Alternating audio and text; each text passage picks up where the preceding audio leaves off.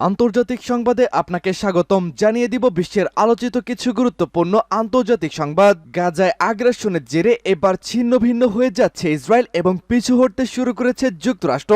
জানিয়ে দিব এ ব্যাপারে আন্তর্জাতিক বিশ্লেষকদের মতামত। এদিকে ইয়েমেনে বড় বিক্ষোভ, ইসরায়েলি মিত্রদের উপরে আরো হামলার দাবি মুসলিম যোদ্ধাদের। এদিকে এবার রাজধানীর কাছে পুলিশ স্টেশনের নিয়ন্ত্রণ নিয়েছে আরাকান আর্মি, আবারও পরাজিত হলো জান্তা প্রশাসন। আরও থাকবে যুদ্ধের পর গাজার কি হবে সে সম্পর্কে একটি নীল নকশা প্রকাশ করেছেন ইসরায়েলের কঠোরপন্থী প্রধানমন্ত্রী বেনিয়ামিন নেতানিয়াহু। সর্বশেষ জানিয়ে দিব হিজবুল্লাহর হামলায় কেঁপে উঠল ইসরায়েলের আরও একটি গুরুত্বপূর্ণ অঞ্চল। দর্শক শুনছিলেন সংবাদ শিরোনাম, এবারে থাকবে বিস্তারিত। তার আগে আমাদের ভিডিওটিতে একটি লাইক দিন এবং চ্যানেলটি সাবস্ক্রাইব করে পরবর্তী আপডেট সংবাদ সবার আগে পেতে আমাদের সাথেই জুড়ে থাকুন। গাজায় আগ্রাসন ছিন্ন ভিন্ন হয়ে যাচ্ছে, ইসরায়েল যুক্তরাষ্ট্র পিছু হটছে। হিব্রু শব্দ ঘুম, এটি আজ থেকে প্রায় ৭০ বছর আগে এটি প্রথম ব্যবহার করেছিলেন ইসরায়েলের অন্যতম প্রতিষ্ঠাতা ডেভিড বেন গুরিয়ান। এটি তিনি ১৯৫৫ সালে ব্যবহার করেছিলেন। তখন তিনি মিশরের কাছ থেকে গাজা উপত্যকা দখল করার পরিকল্পনা শুরু করেছিলেন। সে সময় তাকে সতর্ক করে বলা হয়, দখলদারিত্ব চালালে জাতিসংঘে বিষয়টি তীব্রভাবে সমালোচিত হবে। তখন তিনি খোদ জাতিসংঘকে চরমভাবে উপহাস করে ঘুম শব্দটি ব্যবহার করেছিলেন। এর অর্থ হচ্ছে আন্তর্জাতিক সংস্থাকে গোনায় ধরেই না ইসরায়েল। পরে এই শব্দটি দেশের ইচ্ছার প্রতীক হয়ে ওঠে, বিশেষ করে যখন তারা মনে করতে থাকে তাদের স্বার্থ ঝুঁকিতে পড়বে। তবে প্রায় ৭ দশকের পর সেই ইসরায়েলি এখন গাজায় গণহত্যা ও ধ্বংসযজ্ঞের কারণে জাতিসংঘ, আন্তর্জাতিক বিচার আদালত এবং অধিকাংশ দেশের নিন্দার মুখোমুখি হচ্ছেন। বৈশ্বিক চাপের কারণে দখলদার ইসরায়েল ও সরকারের প্রধানমন্ত্রী বেনিয়ামিন নেতানিয়াহু এখন চরমভাবে বিচ্ছিন্ন। খবর নিউ ইয়র্ক টাইমসের। গত ৪ মাসের বর্বর হামলায় ৩০,০০০-এর মতো ফিলিস্তিনিকে হত্যা করেছে ইসরায়েল। যদিও এই গণহত্যা ও গোটা গাজাকে ধ্বংসের নগরীতে পরিণত করার অস্ত্র, রসদ, গোলাবারুদ বেশিরভাগই দিয়েছে যুক্তরাষ্ট্র।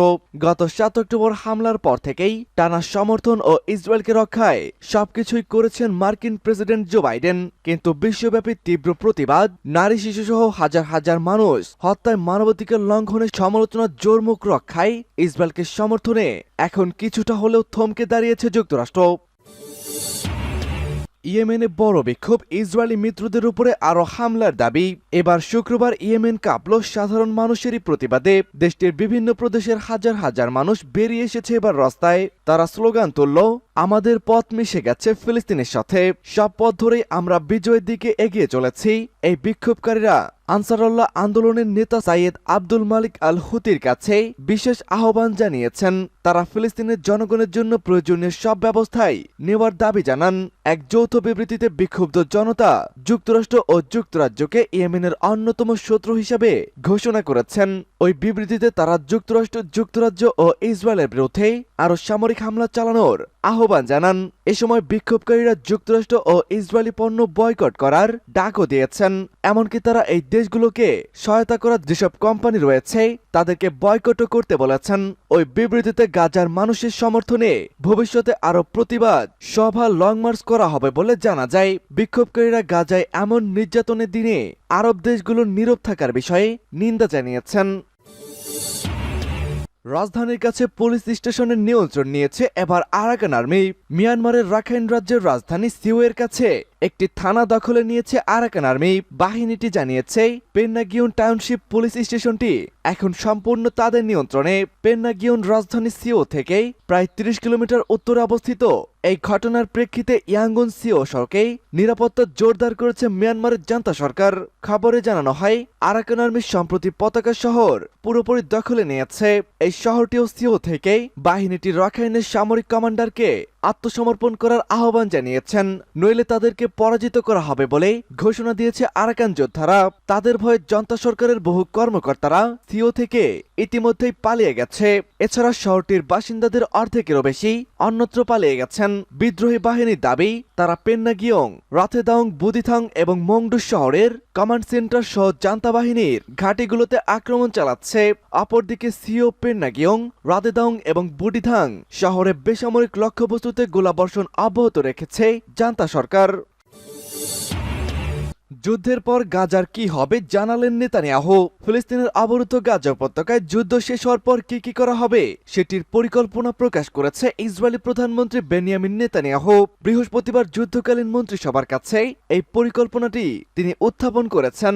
প্রস্তাবে বলা হয়, যতদিন পর্যন্ত হামাস ও ইসলামিক জিহাদের সামরিক সক্ষমতা নির্মূল করা হবে, সব জিম্মিকে ফিরিয়ে আনা সহ অন্যান্য লক্ষ্যবস্তু অর্জিত না হবে, ততদিন পর্যন্ত গাজায় যুদ্ধ অব্যাহত থাকবে। যুদ্ধ শেষে গাজা পরিচালিত হবে স্থানীয় কমান্ডারদের দ্বারা, যাদের সঙ্গে কথিত সন্ত্রাসবাদ সমর্থনকারী দেশ ও গোষ্ঠীটির কোনো সম্পর্ক থাকবে না। ফিলিস্তিন কর্তৃপক্ষকে এতে রাখা হবে কিনা সে বিষয়ে পরিষ্কার করে কিছুই জানায়নি এই পরিকল্পনায়। এতে আরো বলা হয়, ইসরায়েলের কথিত মৌলবাদ দূরীকরণে এবং ধর্মীয় শিক্ষা ও সামাজিক প্রতিষ্ঠানে একটি প্রোগ্রাম পরিচালনা করা হবে। এতে যুক্ত থাকবে আরব দেশগুলো। গাজাকে সম্পূর্ণভাবে নিরস্ত্রীকরণ করা হবে, এমনকি নিরাপত্তার স্বার্থে যে পরিমাণ অস্ত্রের প্রয়োজন সেটিও রাখা হবে না। নিরস্ত্রীকরণ এবং মৌলবাদ দূরীকরণ প্রতিক্রিয়া শেষ হলেই শুধুমাত্র গাজায় পুনর্গঠনের কাজ শুরু করতে দিবে ইসরায়েল। গাজার যে কোনো ধরনের সশস্ত্র গোষ্ঠীর উত্থান না হতে পারে, সেজন্য যে কোনো সময় ইসরায়েলের সেনাদের সেখানে হামলা চালানোর অধিকার থাকবে বলে এ মর্মে প্রস্তাব করা হয়। হিজবুল্লাহর হামলায় কাঁপল ইসরায়েলের আরও একটি অঞ্চল কাউন্সিল। ইসরায়েলের আপার গ্যালিলের আঞ্চলিক কাউন্সিলের প্রধান কার্যালয়ে হামলা চালানোর দাবি করেছে লেবাননের সশস্ত্র গোষ্ঠী হিজবুল্লাহ। লেবাননের আরবি ভাষার সংবাদ মাধ্যম আল মাইয়েদিনের এক প্রতিবেদনে বলা হয়েছে, হিজবুল্লাহর এক বিবৃতিতে জানায়, তারা কিরিয়াত শমিনা এলাকায় শুক্রবার দুটি ড্রোন হামলা চালিয়েছে। হিজবুল্লাহ জানায়, দক্ষিণ লেবাননে বেসামরিক নাগরিকদের লক্ষ্য করে চালানো ইসরায়েলি বাহিনীর হামলায় পাল্টা ব্যবস্থা হিসাবে এই আক্রমণ চালানো হচ্ছে। এর আগে ইসরায়েলের একটি সেনা ব্যারাকেও হামলা চালানোর কথা ছিল হিজবুল্লাহ বাহিনীর। তবে এই হামলায় কোনো হতাহত হয়েছে কিনা সে বিষয়ে বিস্তারিত কিছুই জানায়নি ইসরায়েল। ইসরায়েলি হামলায় দুই হিজবুল্লাহ যোদ্ধা বৃহস্পতিবার দিবাগত রাতে নিহত হয়েছেন। তারা পাল্টা পদক্ষেপ হিসাবে ইসরায়েলের দুটি সেনা ব্যারাকে ভয়ঙ্কর কাতিউষা ক্ষেপণাস্ত্র দিয়ে আঘাত এনেছে।